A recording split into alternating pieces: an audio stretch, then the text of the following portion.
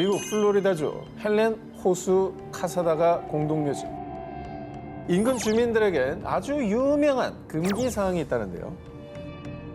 너 혹시라도 그 묘지에 가면 절대 그 의자에 앉아서는 안 돼. 절대로 앉아서는 안 되는 저주받은 의자. 아니 의자는 뭐 앉으라고 만든 건데 왜 안 된다는 거예요? 먼저 그 공동묘지 인근의 카사다가 마을은 신령의 힘이 깃든 자, 이른바 강신술의 선구자로 불렸던 조지 콜비가 설립한 곳인데요. 전국의 신명술사, 영매 등 영험한 사람들이 몰려와 살게 되면서 세계의 신령 수도로도 불리는 곳인데요. 소문에 의하면 죽은 자와 소통한다는 주민들. 그래서일까요? 마을에서는 왠지 모르게 으스스하고 음산한 기운이 가득 풍긴다고 합니다. 뭐 약간 과장은 뭐 있을 수 있겠지만 이게 뭔가 느낌이 으스스합니다 이게 이런 게. 저주받은 의자도 뭔가 사연이 있을 것 같아요. 그렇습니다. 카사다가 마을 인근에서도 가장 오싹한 장소로 손꼽히는 공동묘지. 그곳에 떡하니 자리죠. 사람들 공포에 떨게 하는 이 의자. 바로 이 크고 빨간 벽돌 의자. 악마의 저주가 깃든 일명 악마의 의자라고 합니다. 자, 전설에 따르면요. 자정 이후에 이 의자에 앉으면 무시무시한 악마가 모습을 드러내서요. 감히 내 의자에 겁도 없이 앉아? 죽을 때까지 널 괴롭힐 거야. 야, 이 내용은 무섭다. 또한 마찬가지로 어두운 밤에 개봉하지 않은 맥주 캔을 이 악마 의자 위에 두고요. 다음날 아침에 돌아와서 보면 뭐야? 속이 텅 비어 있잖아. 정말 미스터리하게도 개봉하지 않았던 맥주 캔의 속이 텅텅 비어 있다고 하는데요. 어머나. 개봉 안 한 채로 먹는구나. 언뜻 미신이나 괴담처럼 느껴지기도 하지만 호기심에 저 의자에 앉아봤는데 그날 이후로 몇 주 동안 몸이 너무 안 좋았어요. 그 악마의 저주를 받았던 게 분명하다니까요. 의자를 철거하려던 마을 사람이 화를 당하는 걸 보니까 저주가 사실인 것 같아요. 이렇게 정말 악마의 저주가 존재하는 것만 같다는 경험담이 끊이지 않고 있습니다. 근데 그 맥주 캔 얘기는 너무 디테일하고 상세하네요. 개봉하지 않았는데 비어 있다는 게. 그렇죠. 개봉이 돼 있는데 비어 있다. 그러면 뭐 지나가는 누군가 먹었나 보다 할 수 있는데 개봉이 안 돼 있는데 비어 있는 거는 그건 너무 신기하잖아요. 악마의 저주가 깃들었다는 악마의 의자. 이 전설의 진실 여부는 알 수 없지만요. 지금도 몇몇 사람들은 이 저주를 확인하고 싶은 호기심에 해당 묘지를 찾고 있는데요. 하지만 저주가 실현되는 걸 막으려던 걸까요? 현재 해당 공동묘지에 밤에 출입하는 건 불법. 불법이야? 그렇습니다. 낮에만 출입이 가능하다고 합니다. 와. 어둠이 내려앉은 자정. 공동묘지에 자리한 악마의 의자 위에는 과연 누가 앉아있을까요? 잉글랜드 노샘턴에 거주하는 남성 미키 요크. 미키의 친구들과 가족들은 아니 너네 집에 자네 아직도 있어? 걔 저주 들린 게 분명하다니까. 라며 그의 집 방문을 꺼렸습니다. 자넷이 누군데 저주를 들렸다 그래요? 미키의 지인들이 입을 모아 저주 들렸다고 지목한 자넷은 바로 119년 된 인형이었습니다. 이런 건 좀 그래. 그럼 어쨌든 요 인형은 어떤 저주입니까? 2016년 인터넷을 통해 우연히 미국에 있던 인형의 존재를 알게 된 미키. 그런데 얼마면 되냐고요? 돈 필요 없습니다. 영국이라고 하셨죠? 배송비도 저희가 부담해서 특송으로 보내드릴게요. 이상하게도 인형의 원래 소유자가 사망하자 유족은 마치 이때다 싶듯 인형을 미키에게 떠넘겼습니다. 이후에 미키의 주장에 따르면 인형이 홀로 눈을 깜빡거리거나 분명히 선반에 올려놓은 인형이 바닥에 떨어지는 일이 한두 번이 아니었다고 합니다. 가만히 있는 인형도 뭐 그냥 넘어지기도 하잖아요. 어허. 근데 눈을 깜빡인 건 좀 이상하긴 한데. 어허. 저주 들린 인형과의 동거는 상상 그 이상이었습니다. 인형을 본 사람들, 같은 공간에 있던 사람들이 하나같이 나는 저 인형만 보면 심장이 아파. 라며 불쾌감과 신체 통증을 호소. 급기야 미키의 집에는 사람들의 발길마저 끊겼습니다. 인형이 집에 온 뒤로 이상한 일들이 일어나자 초자연 현상을 다루는 크리에이터였던 미키는 심령 측정 장비인 EVP를 통해 인형과 대화를 시도.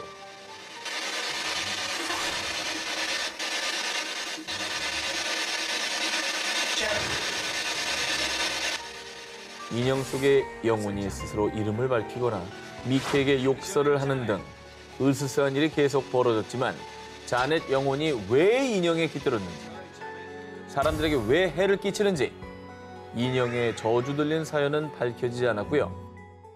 일각에서는 미키의 주장일 뿐이라며 인형의 저주는 없다는 의견을 제기하기도 했습니다. 유독 그렇게 인형 관련 얘기가 이렇게 많은지 모르겠어요. 영혼이 깃들기가 참 좋잖아요. 사람 형상을 하고 있기 때문에. 아니 그 일단 인형이라도 100년을 넘게 있었다고 하면 좀 뭔가 영물 같잖아요. 그러니까 좀 무서운 것 같아요. 정말 인형에는 사람들에게 해를 끼치는 저주 들린 영혼이 깃든 걸까요? 아니면 그저 우연에 불과했던 것일까요? 자, 이번 특종은 사진 먼저 공개하겠습니다. 멋지지 않습니까? 진짜 크다. 예, 멋지네요. 웅장하지 않습니까? 네. 예, 어떻게 한번 이렇게 얼마나 큰지 한번 끌어안아 보고 싶고 또 기념 사진도 좀 올리고 싶고 그러지 않습니까? 아예 주제가 주제인지라 저는 저는 나 안 해. 안 끌어안겠다. 네. 저는 가보겠습니다. 앉습니까? 네. 앉는 사람과 앉지 않는 자. 어허. 그 운명은 갈리게 됩니다. 이 나무를 만진 사람들의 후기를 들려드립니다. 나무에 기댔더니 갑자기 코피가 났어요. 이거 봐. 이게 좋은 게 아니. 있을 리가 있어. 이 형이 말하는데. 나무에 손만 살짝 가져다 댔을 뿐인데 아니 손이 까맣게 변했어요. 이걸 추천했다고? 진짜 너무한다. 뭔데 손이 까맣게 변해? 저주 그 자체인 나무네. 아하. 예. 이 나무를 만진 자 화를 면치 못한다. 저주가 깃든 이 나무는 미국 뉴저지 서머셋 카운티에 있는 일명 악마의 나무입니다. 전해지는 얘기에 따르면 악마의 나무와 접촉한 사람들에게 의문의 사고가 발생. 나무에 오르려고 한 남자는 발목이 부러지는 사고를 당했고요. 나무에 가까이 다가가려고만 하면 정체불명의 트럭이 나타나 사람들에게 해코지를 하는 등 나무에 접근하는 것을 막는다고 합니다. 기묘한 건 이뿐이 아니었습니다. 이 악마의 나무 줄기와 돌은 이상하게도 유독 따뜻해서 겨울에도 이곳에만 눈이 쌓이지 않는다고 합니다. 와. 야, 그것도 신기하다. 나무 주위에만 눈이 안 쌓인다는 거. 그거 그렇죠. 진짜 신기하겠네. 와. 진짜 뭐 영혼의 온기? 저주 때문일까? 저주에 대한 전설은 1920년대로 거슬러 올라갑니다. 인종차별이 심했던 당시 백인 우월주의를 표방했던 비밀 결사단체 KKK단이 이 지역에서 무고한 아프리카계 미국인들을 나무에 매달아 잔혹하게 학살. 이후 이 나무에는 한많은 영혼들이 묶여 있어. 억울한 망자들의 저주가 깃들었고 나무에 접근하는 자들을 저주, 해코지를 한다고 합니다. 정말 슬픈 얘기네요. 그 인종차별로 인해 저런 저주가 있었다고 하니까. 그러니까 우리 눈에 안 보일 뿐이지 저기 많은 아프리카계 미국인들이 매달려 있는 거죠. 그러니까 얼마나 많은 슬픔이 있는 자리입니까, 저게. 하여튼 좀 안 좋은 거는 좀 치워버렸으면 좋겠어, 저런 거는. 치워버려라. 예. 악마의 나무에는 여러 차례 나무를 배려한 흔적이 남아 있지만은 나무를 배려던 사람은 사망, 사람은 사망. 취소하겠습니다. 예. 제 발언을 취소하겠습니다. 이에 사람들은 악마의 나무가 저주를 내렸다며 더더욱 공포에 떨었습니다. 자르지도 못해요.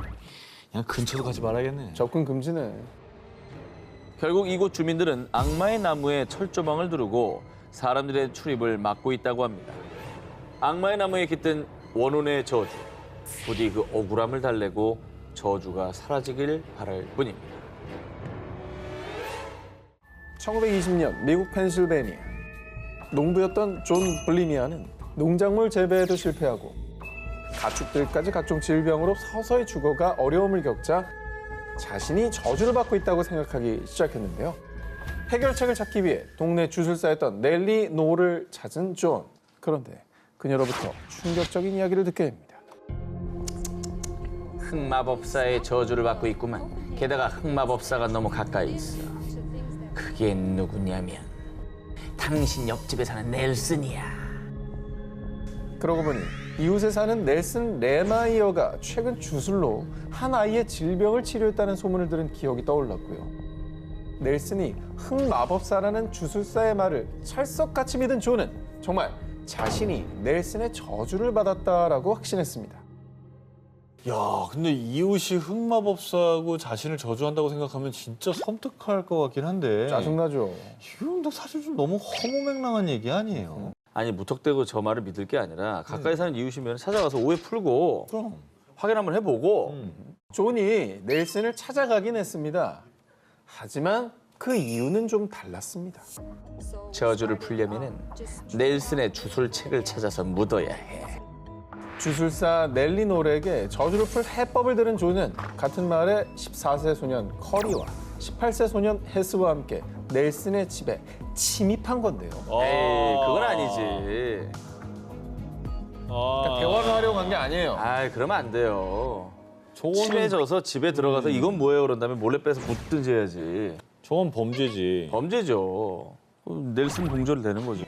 그리고 세 남자는 넬슨과 마주하자마자 그를 폭행했고요. 아유 결국 넬슨은 사망. 하지만 넬슨의 주술책은 끝내 찾지 못했는데요. 이에 존은 집 전체를 불태우기로 결심. 넬슨의 집에 기름을 붓고 불을 붙였습니다. 야 새로운 저주가 생기겠다. 왜 멀쩡한 사람 죽여? 아니, 이거 넬슨이 흑마법사라고 말한 사람을 저렇게까지 맹신해도 되는 거야? 그런데 소름 끼치는 사실.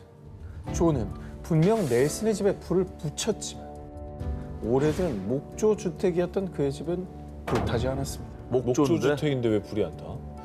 목조면 불이 활활 타야 되는 거 아니에요?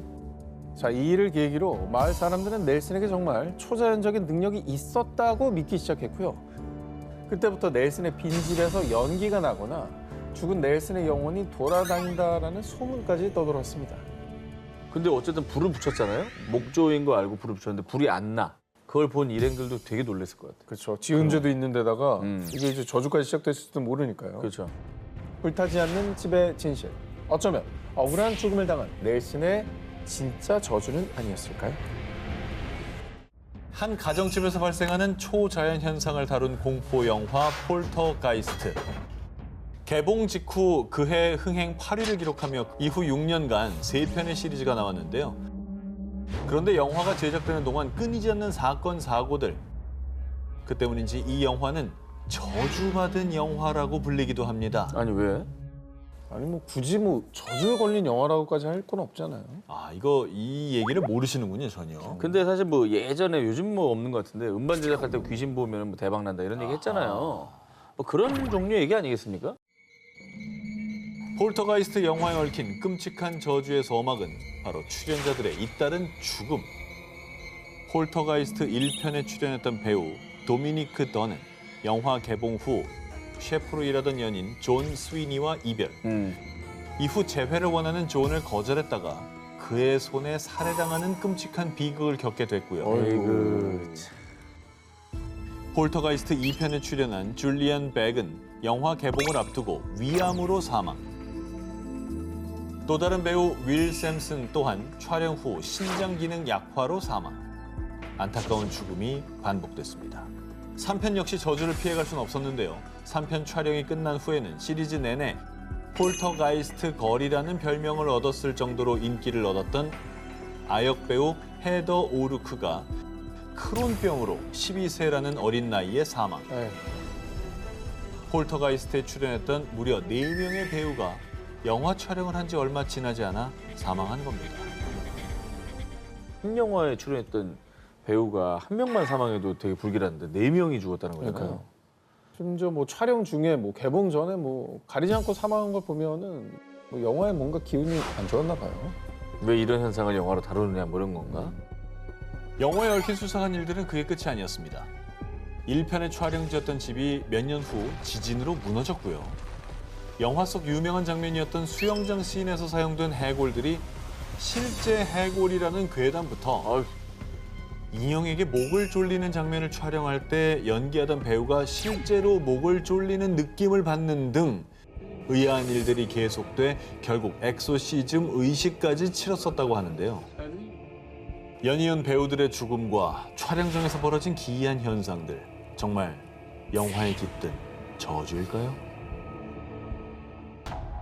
2021년 9월 7일 멕시코 게레르주 아카풀코. 평화롭던 휴양지에 돌연 규모 7이 넘는 강진이 발생. 건물들이 무너지며 결국 13명의 사망자까지 발생. 아이고. 순식간에 도시를 덮친 강진에 도시에는 공포의 비명만이 맴돌았는데 그런데 말입니다. 지진 피해를 입은 현지의 일부 주민들은 이럴 수가. 아니 4년 전이랑 똑같잖아. 이건 그 저주가 분명해. 라며 공포에 떨었습니다. 정확히 4년 전인 2017년 9월 7일 멕시코 치아파스주에서 규모 8.2 지진. 앞서 말씀드렸던 날과 같은 날짜에 지진이 발생. 이는 멕시코에서 100년 이래 가장 강력했던 지진으로 무려 100여 명이 목숨을 잃었고요. 뿐만 아니라 그로부터 12일 뒤 2017년 9월 19일 멕시코 푸에블라에서 규모 7.1 지진. 또 한 번의 강진 발생. 그때는 무려 약 370명이 사망했는데요. 그러니까 제가 좀 전 말씀드린 멕시코를 강타한 지진들은 모두 9월에 발생. 그러자 멕시코에서는 이른바 9월의 지진 저주설이 돌았던 겁니다. 우연으로 치부하기에는 너무도 공교롭게 반복해서 나타나는 숫자 9. 예로부터 일부 서양권에서도 숫자 9를 불길한 숫자로 여긴다고 합니다. 멕시코를 덮친 지진들, 그리고 9라는 숫자의 반복. 이는 정말 우연의 일치 그뿐이었을까요? 1972년 호주. 아빠 캐리 월턴이 아이들에게 한 가지 당부를 했습니다. 얘들아, 이 인형 이름은 레타야. 함부로 다루면 안 된다. 바로 이 인형입니다. 네, 아빠지만 왜 레타를 사왔어? 너 함부로 다루지 말아라. 아버지 왜 그러셨어요? 저걸 왜 애들한테 줘? 애초에 왜 가져간 거야 저걸? 나도 아빠지만 이해가 안 가요. 자, 월턴은 며칠 전 할머니 장례식에 참석하기 위해 고향 와가와가를 방문했는데요. 그런데 길을 가던 월턴의 눈에 띈 오래된 폐가. 평소 호기심이 많던 월턴은 마치 무언가에 홀린 듯 그 집으로 들어갔습니다. 그리고 마루판 아래에서 먼지와 거미줄을 헤쳐가며 월턴이 발견한 집 바로 이 인형 레타였습니다. 그런데 정말 기묘한 사실. 이 폐가는 원래 100년 넘게 그 자리에 있었지만요. 월턴이 인형을 가지고 나오고 며칠 뒤 갑작스럽게 철거. 마치 그 인형이 무슨 일이 일어날지 알고 저를 조종한 것 같았어요. 사실 월턴이 집에 들어서자 평소 순하던 반려견이 인형을 향해 매섭게 짖었는데요. 그리고 인형을 집에 들인 후부터 집안 물건들의 위치가 바뀌는가 하면 마치 인형이 살아서 돌아다니기라도 한 듯 집안 곳곳에 정체불명의 발자국이 나타났고, 아이고야. 그리고 분명 집에 아무도 없는데 누군가 자신을 쳐다보는 듯한 시선이 느껴져 고개를 들고 그곳에 인형 레타가 있었습니다. 나쁘네. 이 사실 월턴도 이 무서운 인형 레타를 누군가에게 보내려 했는데요. 하지만 인형을 싣고 가서 차에서 내리려고 했는데 아무리 애를 써도 움직일 수가 없었다고요. 이 인형이 사람을 컨트롤하네요. 음. 조종하네 거의. 정체가 뭐죠? 어떤 영혼이 들어가 있는 것 같아요, 제가 봤을 때. 저 정도면 영혼이 아닌 것 같고 음. 그 윗단계 같아요. 아. 악마나 뭐 이런 거. 이 인형을 본 심령술사들은 이 인형에는 200여 년 전 폭풍우에 휩쓸려 익사한 루마니아 아이의 영혼이 깃들어 있습니다. 라고 주장했습니다. 자, 그리고 말입니다. 더욱더 섬뜩한 건 조사 결과 이 인형의 머리카락, 인 아유. 사람의 머리카락으로 만든 것이 확인됐는데요. 스스로 움직이고 사람들을 괴롭히는 저주받은 인형. 인형 레타에 깃든 원혼의 저주에서 어떻게 벗어날 수 있을까요?